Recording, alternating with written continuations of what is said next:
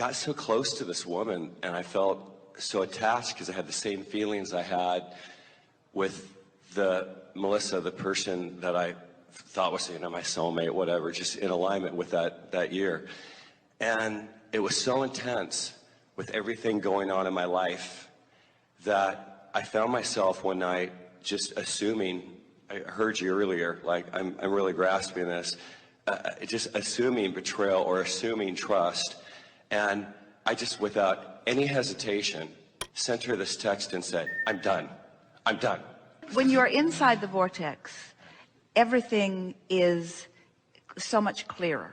And when you're outside the vortex, everything looks all convoluted and confused. And so you said something as you began visiting with us here that we want to reflect back to you, because it was the most significant thing that you said. You said, I felt so connected to this person. I felt so connected. And then, and we wanted to jump in and say, well, what was going on there was that each of you were catalysts or conducive to helping the other one find alignment with who you really are. In other words, what you were really connecting with was your own vortex. What you were connecting with was your own dream of a relationship. What you were connecting with was all that you'd put into the vortex. And so you were catalysts that helped one another connect at times. And for a while, you were really good at that. But it was your connection to your own alignment. It was your own alignment that you were feeling in all of that, you see. And the thing that makes it difficult to stay consistently in the vortex, even though you want to, is that if you forget that the reason that you feel the way you do about someone is because of your connection to your vortex, much more, so much more than it doesn't even count so much more. It's not about who they're being, it's about your relationship with your inner being. Now, that doesn't mean that someone doesn't uplift you to that or evoke that from you or influence that from you, because people who are tuned in, tapped in, turned on, make it easier for you to be tuned in, tapped in, turned on. We were talking about how when you're in the vortex and then it causes a manifestation, which causes you to be in the vortex, which causes a manifestation. When you get on a roll like that, and new in relationships you often can, because you don't know enough about each other, you don't have a lot of baggage about each other, the newness of your relationship is kind of distracting you from the bad stuff that's gone in, the trust issues that you've had in other relationships. And so it even though it hasn't gone away, it's not so active. But after a while, when the newness is not something that is calling you so much, it's easy to slip back into those old patterns. So what we want to emphasize is that, and your words were perfect, I loved who I was when I was in that relationship. Think about what that means. I was more tuned into who I really am, and I loved that. Well, you just have to make a decision that you're not ever again going to hold anybody else responsible to who you're being. That your alignment with your vortex and with your inner being is not dependent upon the behavior of any other. And when you get that, then you're going to love who you are with whoever you are with. Because we often say to people who want to talk about relationships, you just have to make your relationship with your vortex and your inner being your primary relationship. Right. Almost to the point where you would say to anyone that you're coming to in a new relationship, I love you very much, but you're not my primary interest. And most would recoil and say, then you're not right for me. And then you would say, well, let me continue. I've discovered that the best I can be for you is someone who stays in complete alignment with who I really am, which means I can't make you more important than that alignment. Is that what pushes it away? Say again? Is that what pushes it away sometimes? When you were talking about, what I realized earlier is that, okay, to some degree, I pushed it away. When I look at, what I do with clients and what I do in the world, and I'm never attached to an outcome, and I'm magical. I'm just magical in all of that. Now let's go back and retrace your steps through that. When I'm not attached to an outcome. So what does that mean? I'm not attached to an outcome. When you say I'm not attached to an outcome, you mean I'm not worried about it not turning out right. Right. So Right. if I'm not worried about it not turning out right, then I'm not introducing that resistance into the mix. Right. And since everything's already in my vortex and I'm not doing that thing I do that prevents it from happening, since I'm not preventing it, now it's going to happen, because the only thing that prevents what you want from happening is resistance that you're introducing to it. Every time, no exception. Every time, no exception. So don't do that.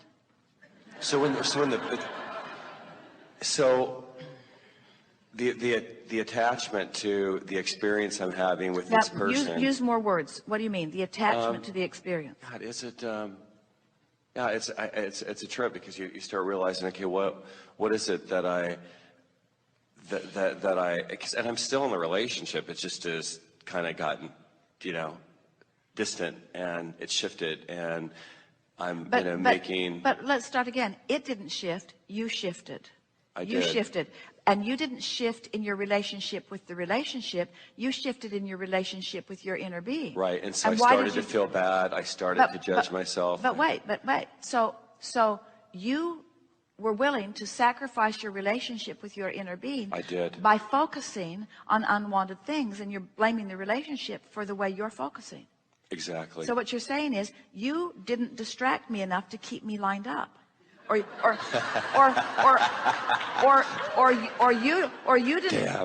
didn't behave in enough appropriate ways to keep me lined up. Right. And it's just miserable that I have to do the work. So I'm done. Right. I'm done with you. You're not supporting me in the way I need to be supported, because obviously I can't focus. I can only observe and regurgitate. Right. And, honestly, I can't believe I'm going to say it, but it felt like a great orgasm. It was like, I'm done. And, well, but I had like this relief, like I couldn't concentrate on anything else. So all of these things that here's the thing that's interesting. It always feels really good when you let go of resistance. But we think the thing that's a little misunderstood here is that you and a lot of other people think that in order to let go of the resistance, that you have to let go of the entire relationship. Right. And what we want you to understand is that someone said the other day, I've given up on my dream and I feel better. And we said, no, you don't. Yeah. Because first of all, you cannot give up on your dream. No. Your dream is going to dog you till eternity ends, and that will never be. In other words, your dream is always going to call you. You can't give up on it. So you can't give up on the idea of this ideal relationship. You can't give up on that. You've contributed too much in it. It's become too vivid and too real. And so the relief that you felt was you convinced yourself in a logical way that this relationship wasn't the one, and that pursuing it was keeping you from your dream rather than allowing it. And so what happened is you dumped off some resistance that you thought would make it easier for you to get what you want, but it turns out it's not making it easier, is it? And why do you think that is? Why do you think that you've had a harder time since then? In other words, we're not trying to say to you that this is the person. We're just saying to you that this is the person who leads to the person who leads to the person who leads to the person that is the person. Or this is the person who leads to the person, or this is the person. In other words, we're not saying that it's not the person or that it is the person. We're just saying you can't get there from there as long as you think that that person has to be different in order to change the way you feel. Because that person doesn't have to be different, and if that person does have to be different, then you're in deep doo-doo. Because you're giving someone else the power over the way you feel. It's like you need to be smarter, or you need to be weller, or you need to be more of a lover. You need to be something different than you are, because I'm only an observer who is reflecting back emotionally what I'm observing. And what bums you out about that is that it's not who you are, because you are a creator. You see? Absolutely right. And you're not just a creator of a relationship. You're the creator of how you feel in the world, of how you feel. You're the creator of you in a relationship. You're the creator of you in your body. You're the creator of you. You're the creator of you in life. You're the creator of you, who is the star in the center of every manifestation. That's what, and so you're the creator of you and all of the other people who play the various parts, and every circumstance that you are the creator of what comes out of everyone's mouth. Isn't that interesting? You create what comes out of their mouth because you set the vibrational tone that evokes it. And it's such a slight adjustment for you to make.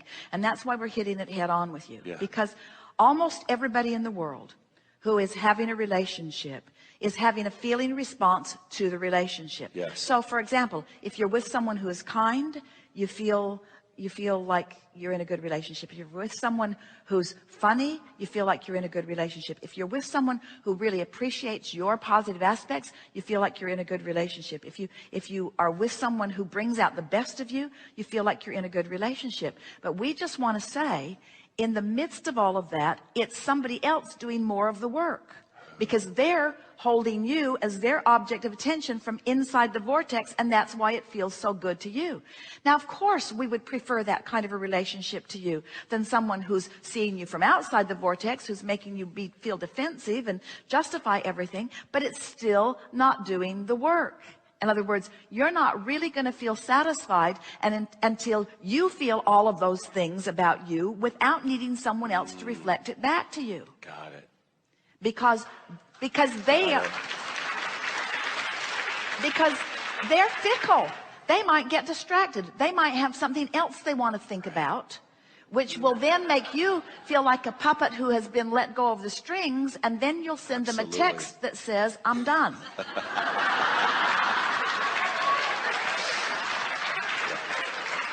Because I need you to hold me as your undivided object of attention, because how I feel really matters to me, damn it. I do. And are you saying to us that you like self-sufficiency because there's less to manage? There are fewer moving parts. Yes. And what we want to point out is that if you will decide to do the only thing that matters and the only thing that really works, which is tend to your relationship with the vortex, that then the vortex will affect all of the manifestations and bring round to you the details of everything that you want. So I'm not looking at the things I don't want, I'm looking at the things I want, but I'm dependent upon finding things that I want to affect the way I feel. Can you hear that? Ooh. You're still a slave. You're still a slave to what somebody else does, you see. That's what you're done with. You're right, I'm done. That's what you're done with. You're done depending upon things you can't depend on.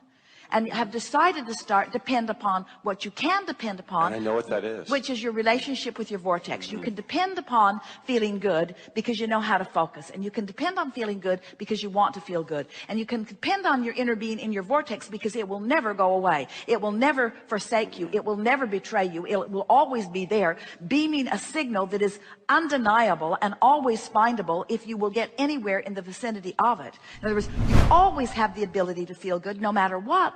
But you have to, first of all, want to feel good enough to feel for it. And second of all, you have to finally decide it's nobody else's job to behave in any kind of way that will then give me the feedback that I need in order to feel good. And then you're free. Then you're finally free.